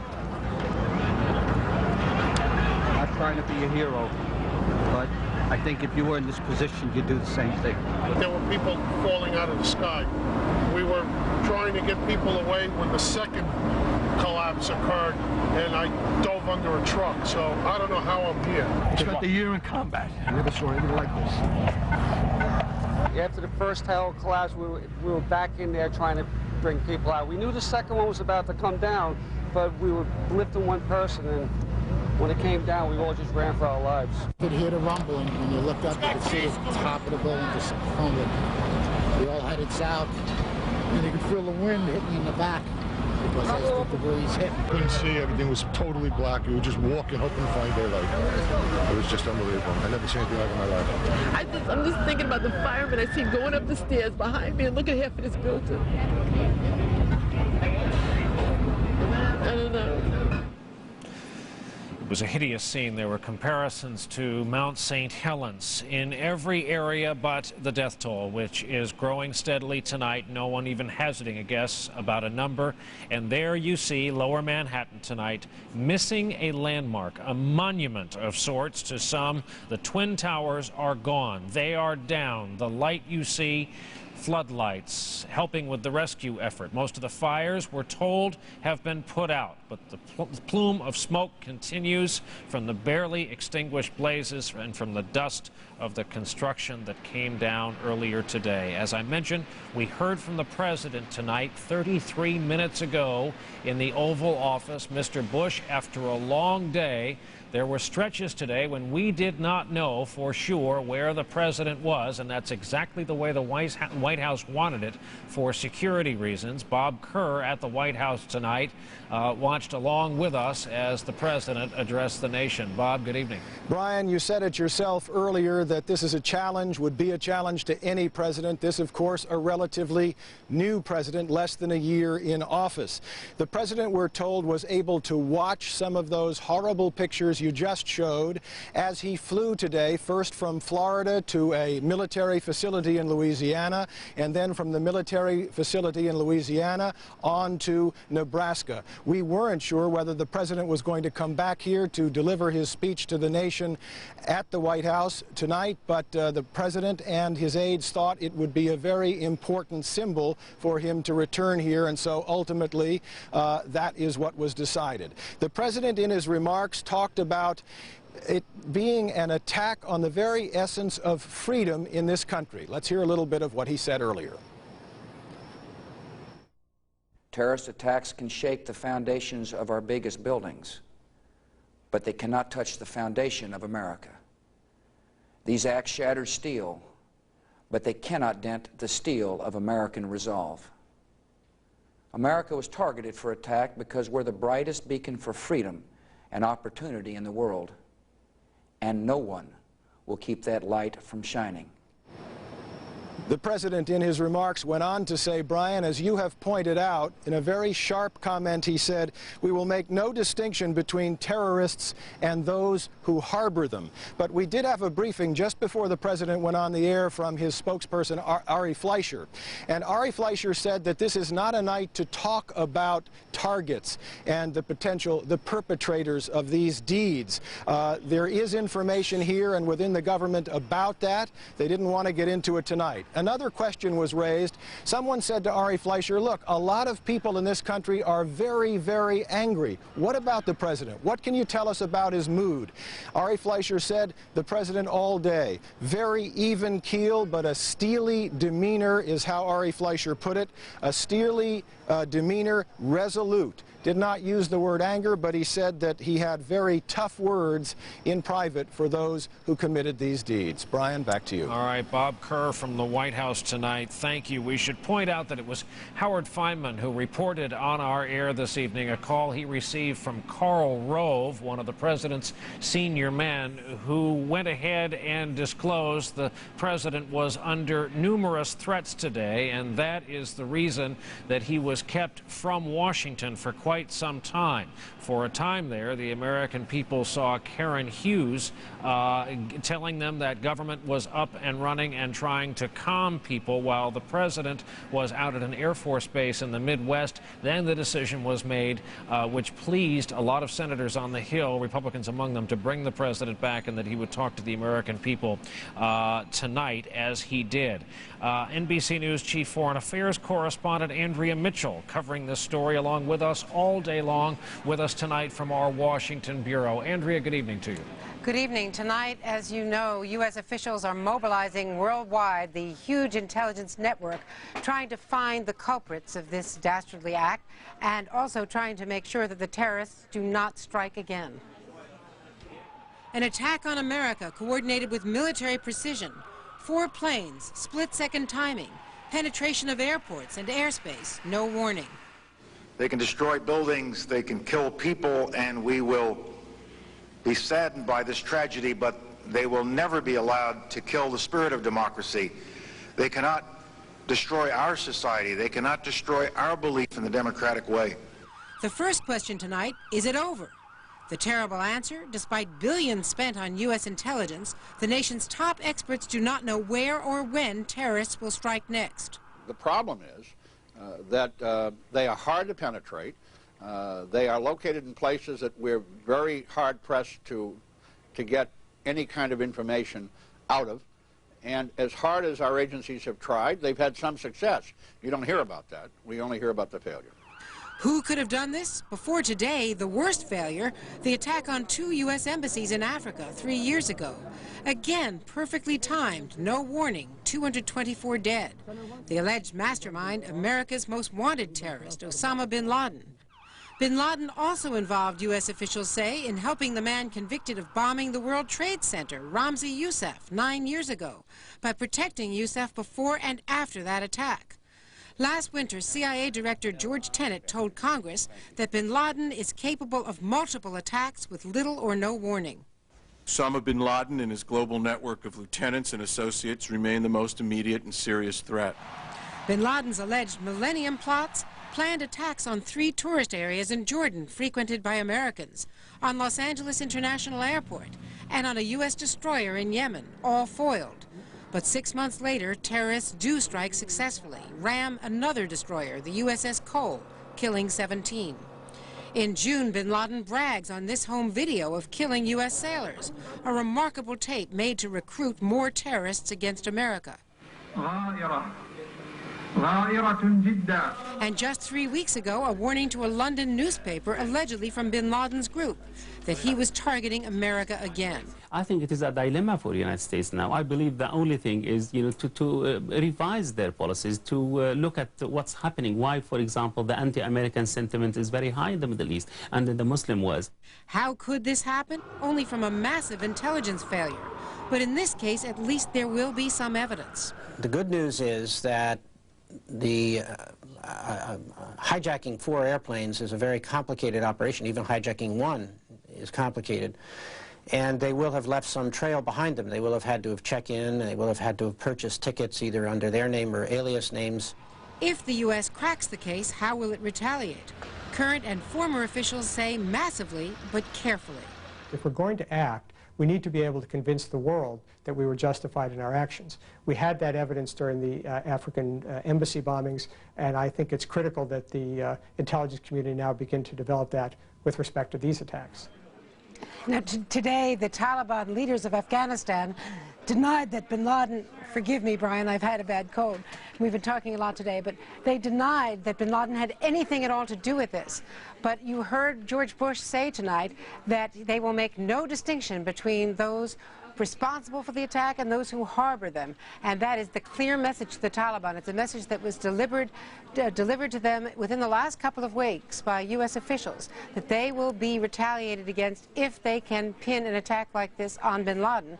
And so if the evidence is developed, that's exactly what's going to happen. And we are told that at least some members of the Senate have been briefed on intelligence intercepts, electronic intercepts, by members of bin Laden's group, acknowledging that targets have been hit after the fact, and that one of the members of his group was apparently or possibly on one of the 4 doomed airliners. So there are leads tonight.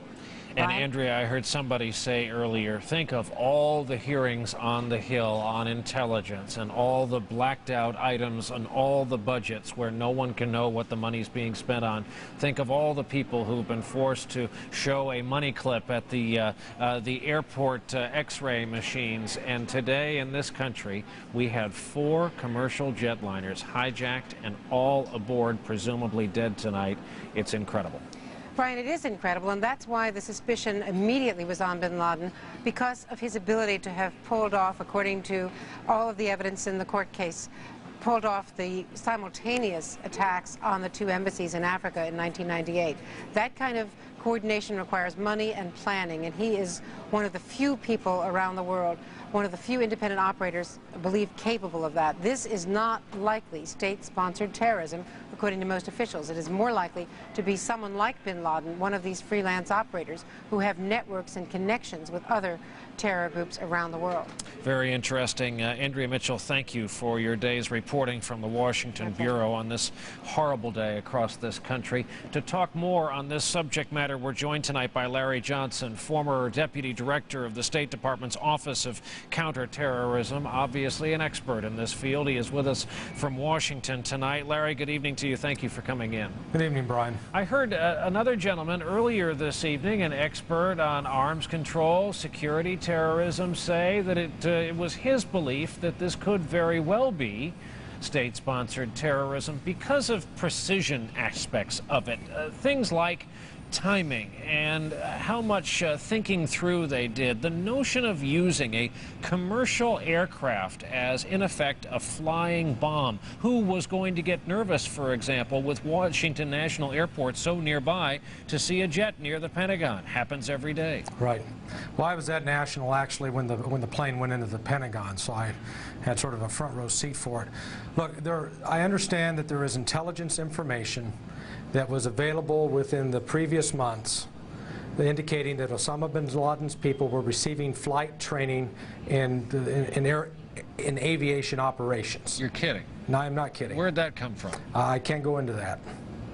They receive flight training, so for example, if the theory is true that they chose deliberately 757s and 767s, even though they're vastly different aircraft, they have the same manufacturer and almost the same flight deck. It is said kind of loosely that if you can fly one, it's not too much of a challenge to fly the other. So, so with that as their premise, they went out, sought and received flight training, and how many did that not ring alarms throughout the system? No, because understandably, it'd be one thing if it said they're taking flight training because they're going to fly into the World Trade Center. You get these bits and pieces, and putting the puzzle together is very difficult. But on the issue of state sponsorship, we do already have a state sponsor for bin Laden. It's called Afghanistan. They are they're like the Marriott guest inns for terrorism right now. They allow him to stay there. They claim that they have control over him. And I think President Bush was sending a very clear message. This is not just a reflexive, let's make bin Laden the enemy of the day. The fact of the matter is we already have evidence from trial. It's not alleged, it's proven that he was involved with the bombing of the U.S. embassies in Africa. With that said, we don't have any other terrorist group in the world that's been calling for killing Americans other than bin Laden. Second point, you look back over the last 20 years, there are 2 individuals that have killed 80% of all Americans that have died in international terrorism before today. One of those individuals, Imad Mughniya, security chief of Hezbollah. The other individual, Osama bin Laden. Those 2 individuals were meeting in 1993. That evidence also came out in the bombing trial. So, I think what we're looking at here is this is not speculation. The targets are very real. The targets are very specific in terms of who is causing these problems. And I think that's what President Bush intends to address. This was such a sad day in this country. Americans found out that this really hurts. This is a dangerous game. We've now seen how these guys play. Given that we don't allow state-sponsored assassination, how do we play back? Well, I think we need to wake up and figure out which game we're in. We are like people that want to kill rats, but we don't want to go into the sewers. We want to stay out of the sewers. We don't want to get dirty. We want to be antiseptically clean. But unfortunately, our intelligence apparatus has been set up to collect information against a traditional state, in that case, the Soviet Union. Penetrating these groups is not like going in and penetrating a monastery and recruiting Mother Teresa to work for us. Consequently, again, this is not to pin blame on the intelligence community, but I have many friends and I talk to associates that the operation has become so bureaucratized, so hampered in part by political correctness, that it is an ineffective institution right now. And this isn't the first instance where we've been caught unawares. Every major terrorist incident going back into the mid-1980s has occurred without advanced warning. And one of the problems is it has not really been the ultimate intelligence priority to go after and penetrate these groups. Larry Johnson, thank you very much for being with us tonight. We are going to bring up another expert in this field, a man who approaches this from several different angles. He has been a pilot, he has been a United States Senator, and spends a good deal of his modern adult life thinking about these issues. Warren Rudman is with us by telephone. Senator, good evening to you. Good evening. How are you? I'm fine. Thank you, sir. First of all, I'm just curious, having watched this along with us, such a sad day across this country, how you must feel about this tonight. Well, I, of course, share everyone's sadness and shock, but I must tell you that when I heard about it this morning, when I was in a cab going to work, the cab driver had the radio on, and the first thing that occurred to me was, my God, we forecast this for the past several years, and our Commission on National Security, I'm sad to say, forecasted almost precisely. Remind for our viewers, how, in what form, when? 3.5 years ago, President Clinton commissioned a national security study to look at U.S. security in the 21st century. And just shortening this up for you, Brian, the bottom line is that after, with an incredible group of experts, people whose names are known throughout the country, we came to the conclusion that the greatest threat to America was terrorism, state-sponsored and non-state-sponsored, against the American homeland. And we strongly recommended, and this was this March of this year, that the entire system of dealing with both prevention and response had to be changed. No one, I'm guessing no one anticipated that they would use commercial airliners full of fuel for transatlantic trips as flying bombs, and no one anticipated that they would actually really go after the Pentagon with an airliner. Well, let me say that if you read the report, we talked about two things. We talked about weapons of mass destruction, meaning chemical, biological, and nuclear. We also talked about weapons of mass disruption. We didn't define them, but the fact is that any instrumentality carrying a lot of fuel, being a truck, that's right, a ship, or an airplane, falls into that category. And so the fact that these people are able to come up with these ideas, I mean, hell, they've been written about in American novels, as you well know. Right. Now, our last guest, in terms of retaliation, just said, we got to decide what game we're in. Where do you come down on that? Well, I agree with a lot of what he said. I would only say that I think we have to have some caution. I mean, we surely we don't need a standard of proof that could have in a criminal court, but you certainly want some pretty solid evidence as to who's involved here.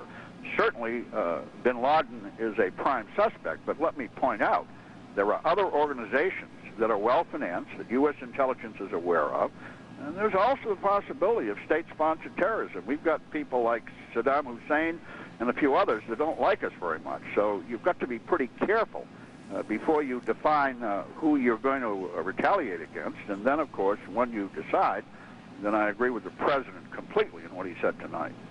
Warren Rudman, thank you very much for joining us by telephone tonight after this long day. Thank you, Brian. We have another distinguished guest who's been kind enough to wait for us to get to him. General H. Norman Schwarzkopf, retired, commander, of course, the Persian Gulf War. General, good evening. Good to see you again. Good evening, Brian. I know with millions of other Americans, you have been watching what unfolded in New York and Washington today, and given your substantial amount of experience in the national security field, I'm curious for your thoughts this evening. Well, you know, the first thought is that it's a terrible attack. It was obviously an attack that was directly aimed at innocent women and children and civilians. It wasn't a military attack at all, and that's the first and most disconcerting thing about the whole thing. Frankly, you know, we've been talked about a lot about what we did in Iraq by people who don't like us. In Iraq, we went to extraordinary measures to try and avoid killing innocent women and children, even to the point of endangering our own pilots more. And these bastards today deliberately went after innocent civilians, and like I say, that makes the difference between them and us. And that's where all the comparisons to Pearl Harbor fall apart. In addition to the fact that we knew instantly who the enemy was back then, that was military to military. It didn't make it any better that those were our men in white uniforms that they were killing December 7th of 1941. But the people who were killed today came in all sizes, shapes, colors, and ages. Yeah, it's just a terrible, terrible. I mean, it was a targeting of civilians. I mean, that's it, men, women, children. It mattered not what. It was a sheer act of terror and murder in the first degree. The thing that bothers me about it is that we might even get to the point where we can distinctly identify the organization that did it, and still it's going to be very hard to find them. Terrorist organizations are well concealed. And oftentimes the most difficult part of all is not identifying them, but then finding out where they are at that time so you can do something about it. Now, General, you have intimate knowledge that if this turns out to be the groups we've been discussing all day and tonight, these are professional bad guys. They do bad things. For a lot of Americans, they are just now tonight realizing just how rough a crowd this is. When it comes to retaliation, and I'm going to repeat once again the sentence that stuck out of what the president said tonight, we will make no distinction between the terrorists who committed these acts and those who harbor them. That's kind of a foreshadowing of what might happen here. When it comes to retaliation, what would your recommendation be? Well, let me first of all say I was delighted that the president said that. We just can't have nations out there that harbor these type of people, who support them financially and logistically, and then turn around and say, well, it's not our problem when they go off and do some horrendous act. They've got to take their share of the blame. Terrorists can't support without an operating base. Logistic support base. I would venture to speculate that in this country, right at this instant, there's a group of people that in fact gave the necessary support to these terrorists who committed the acts today that they committed. And so you have to go at them at every level. Terrorists are bad guys, but let me tell you what, we've got some good guys, some really good guys in our military that can be really badasses if they have to be, and are perfectly capable of handling anything the terrorists could deal to them. As I say, you have to build support for that sort of thing. In the Gulf War, right after Saddam Hussein attacked and the Saudis gave us permission to come over there, flying squads were sent out by the president all over the Gulf, trying to line up support and make sure we had a solid coalition. And I would venture to say that exactly the same thing is going to happen to build the coalition that's necessary to take on this type threat. General, let me ask you a final question about your opinion as an American, as a guy who grew up across the river from New York in New Jersey. Today I saw people stop their cars and get out and stare at this plume, and the fact that the World Trade Center is gone, in plain English. It's not there. It's not visible anymore. They have really affected this country. In this New York metropolitan area tonight, there is palpable sadness. There are families who are on pins and needles because loved ones are missing. And how did that strike you today? Well, you know, I've flown into New York City many times in the last year, and of course one of the things you see immediately are the Twin Towers. It was just sort of, it was fun to see them over there, and the thought of flying back in there and having them gone is just something that's unimaginable. I would also tell you that I think about the Pentagon. I was in the Pentagon 3 different tours of duty. I know exactly where that plane went in. You know, coincidentally, right across the highway on the other side was Arlington National Cemetery, where an awful lot of our military people are laid to rest. And we still don't know how many people have been killed in the Pentagon. I don't know how many of them were my friends. So it's a combination of both of those things that just makes this a time of great sorrow.